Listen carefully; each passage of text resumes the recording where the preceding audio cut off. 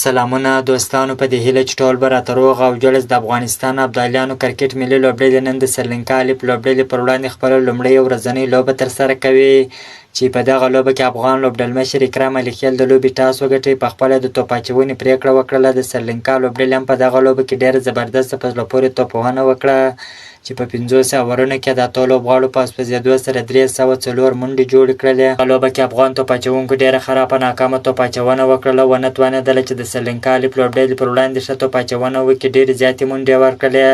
د افغانستان لوبډلې په ګټه سلیم صافي په 10 اورونو کې 63 منډې ورکړلې چې 3 لوبغاړي وسوځول. داسې بلال سمیع په 10 اورونو کې 51 منډې ورکړلې چې 4 لوبغاړي وسوځول. د افغانستان ابدالیان د سریلانکا لیپ لوبډلو ترمنځ د ورځنۍ سیالۍ د سریلانکا په کوربتوب ترسره کېږي. په نننۍ لوبه کې د افغانستان له لوري اکرام علي خیل، لوبډلمشر عبدالمالک، ریاض حسن، شهید الله کمال، درویش رسولي، محمد اسحاق، فرحان الله صافی، قیس احمد، ضیاءالرحمن اکبر، سلیم صافی، بلال سمیع شامل دي. ټاکل شوی دی چې افغان ابدالیان د سریلانکا لیپ لوبډلو پر وړاندې 5 ورځنۍ لوبې ترسره کړي. نن لومړۍ ورځنۍ لوبه روانه ده. تاسو هم دعاګانې کوئ چې افغان ابدالیان سریلانکا لوبډلې ته ماته ورکړي.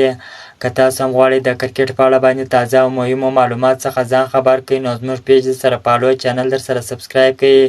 د نورو تازه معلوماتو لپاره زموږ سره اوسئ. تر بلې ویډیو پورې د الله په امان.